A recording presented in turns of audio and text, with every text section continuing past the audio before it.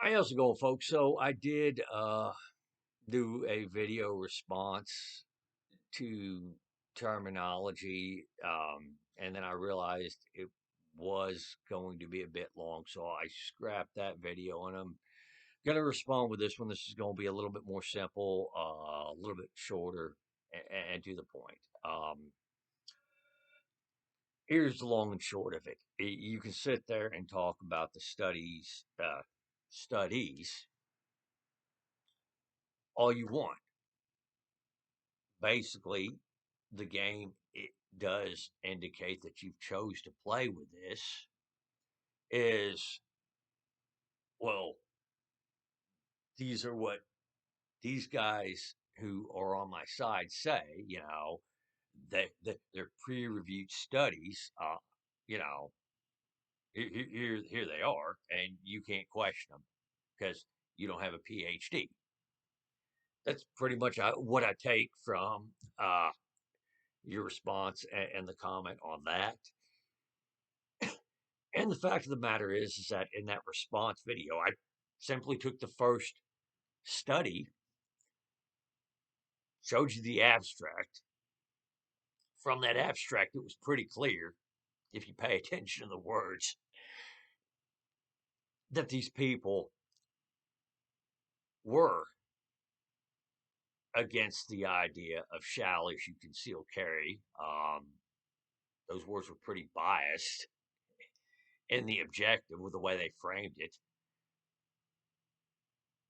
Went over the methodology and showed, that little blurb on the methodology, and then showed you how exactly that study was fatally flawed, basically. So, why would I have to waste my time on the rest of those when, I've showed you this first one being wrong, and then instead of you stepping back and saying, oh, wait, you know what? He's right. I didn't read these studies. I didn't go over the methodology. I just took it at peer reviewed and said this, and you know, they support my narrative, so therefore I'm going to show it to him and say I got you.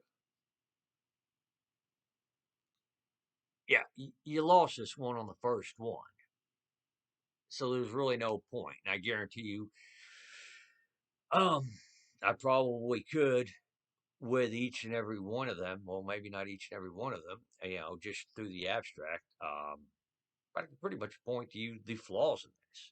Now, again, you're going to make this appeal to authority because that's basically what it is when you sit there and say, well, these guys have PhDs, they're experts, but you don't. Therefore, you're not an expert.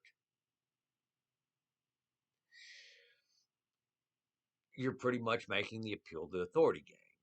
Now, I understand you're friends with Jenks, and Jenks did try to tell you that I am going to try to have the conversation with you so long as you want to be civil about it. And I will get snippy back with you, as he put it. So I'm trying to keep this as civil as I can um, with this conversation, although with the way you're acting right now, you're accusing me of refusing to see any sort of facts. Even though you didn't actually look at the studies yourself, you're accusing me of being intellectually dishonest.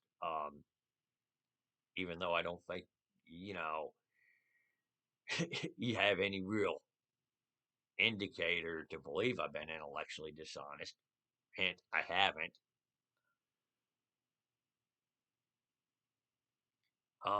I think you're just upset that I'm questioning the validity of your studies.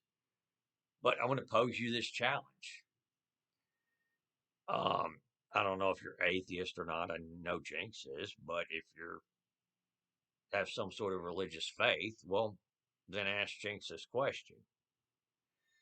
Ask Jinx if a fundamentalist was to come up to him and say, well, my scripture says this, and this that God exists. You don't have any scriptures that say God doesn't exist, and you questioning my scriptures doesn't count because you're not an expert in it. You're not a member of the clergy, and only the clergy can question it.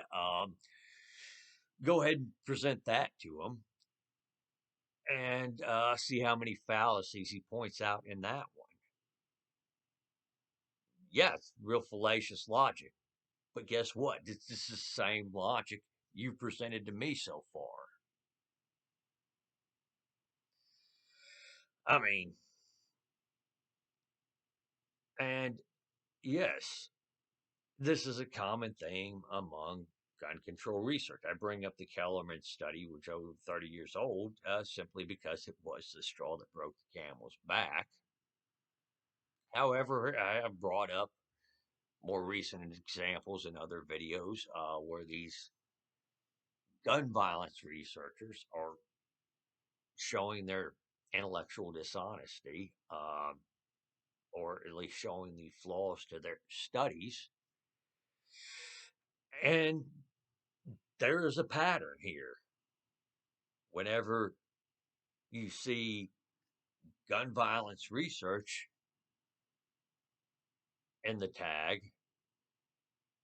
in the synopsis of it, you can already tell that it's going to be biased. Um, I mean, if you've looked, you see a pattern, but even then, just with the wording alone, gun violence. That is a buzzword. It is designed to associate a tool with violence.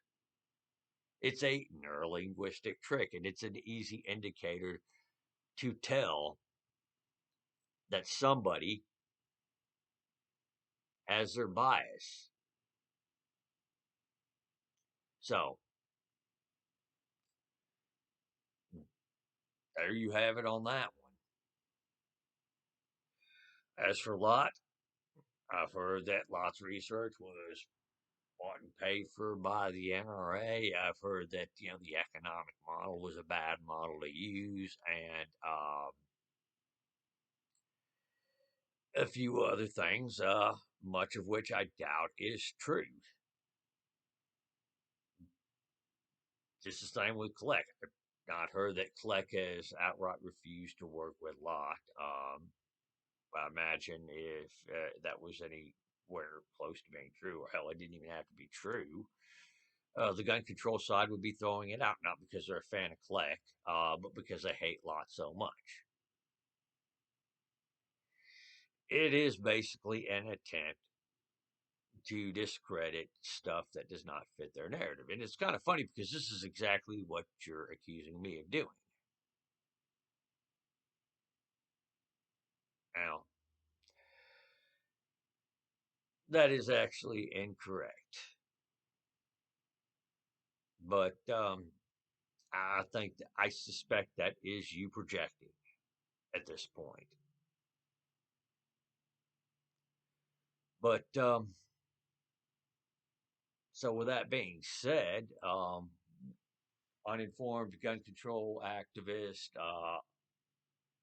yeah, that makes up the bulk of the gun control activists. That's, again, who I'm constantly having the discussions with on the internet, and those are the people who are constantly blocking me and others. But yeah, they by and large are ignorant. And while many on my side of the aisle are, not as well versed on the statistics, I guarantee you your so called experts aren't quite so well versed on the law or how firearms work or anything like that. Those numbers that they use only have a small portion of the data. And there's a lot of data they leave out. Now, there's a lot of data I think they intentionally leave out, which is why they won't go and use global data holistically. They have to carve out additional identifiers and exceptions. Because if they didn't, well, the U.S. and the UK homicide rate wouldn't look all that different when you compare it to, say, Mexico, Brazil, or a lot of these other countries that have very stringent firearm laws, or prohibited firearm laws even.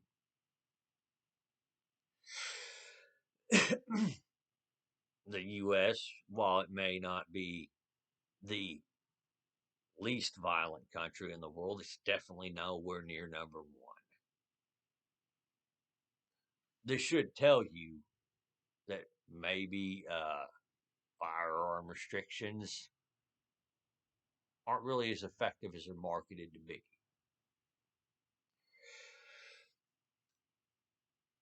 Oh, and by the way, with the UK homicide rates, maybe this is true of Canada and probably a lot of these other countries that you point to as a shining example of gun control. Their homicide rates were low even before the firearm restrictions. Like UK's homicide rate, really, 150 years, hasn't gone down. Now, I could be intellectually dishonest, as you accuse me of being, and say, well, hey, in the last few decades, it's a bit low, a bit higher than it was back before, when they didn't have any gun laws at all, like in the 1800s. But I realize that would be intellectually dishonest. Unfortunately, your side of the aisle would sit there, if the situation was reversed, would be claiming, oh, well, you see, and by reversed, I mean, where UK started out to have a bunch of gun control laws, but then, gradually over time, loosened them up. You guys would take that small little increase there and say, you see, this is what happens when you let people have guns. So, before you sit there and accuse somebody of dishonesty or intellectual dishonesty, you really should look at your side of the aisle. Because I could start, because I could throw up stuff that was even recently talked about and brought up. Prime example, the rage right now is for the gun controllers to talk about how firearms are the leading death among children in the U.S. And then when you actually look at the number, most people think of children, they think of somebody below the age of 12. Well, this number includes 0 to 19. Now, your side of the aisle does not want to include 0 to 12 because firearms would be nowhere near the leading cause of death for that demographic. Where the deaths, where a firearm was used as a tool, tend to happen is, 16 to 19 when you're talking about the numbers that the gun controllers are talking about. And usually that's when people start their life in crime. That's usually when people are more prone to commit suicide. So, yeah, but the primary thing is that's the prime age when you really start getting into gangs.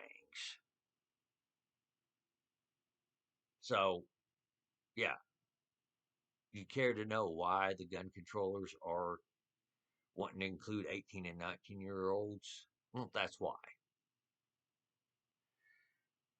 So, yes, that is intellectually dishonest from your side of the aisle. So, I mean, and it's not like that is the only thing. You have tons of intellectual dishonesty coming from supposed experts on your side of the aisle. This is why your little trick of sitting there saying, well, this study, this study doesn't work on me. You expect me just to sit there and say, oh, well, this study says it, therefore it must be true, which is a pretty dogmatic tactic, which, again, I don't fall for anymore. I've seen enough of the pattern to realize this.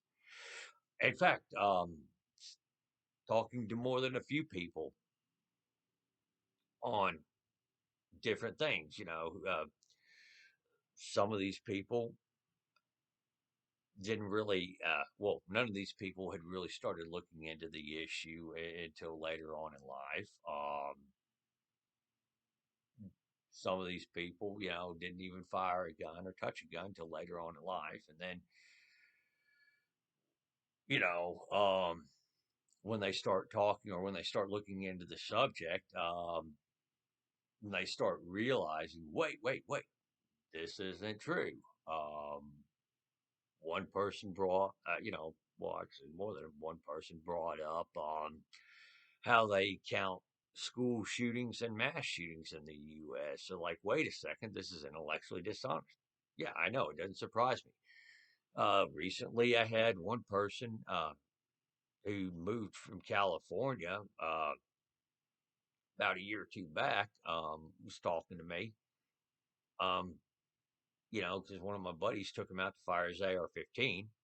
Well, he'd never touched one before he came to Texas. He said, wait, why are people so upset with this rifle again? You know, why, why do people think this of all rifles needs to be banned again? Yeah. So there is a lot of intellectual dishonesty coming from your side. So, I mean, it doesn't surprise me that you've taken a lot of it as truth. And then when you hear somebody like me talking, you think that that must not be true because, as you put it, your what was your preconceived notions or predispositions, stuff like that. I think you're projecting the whole preconceived notion portion onto me. Because guess what? I haven't lived in the U.S. my whole life.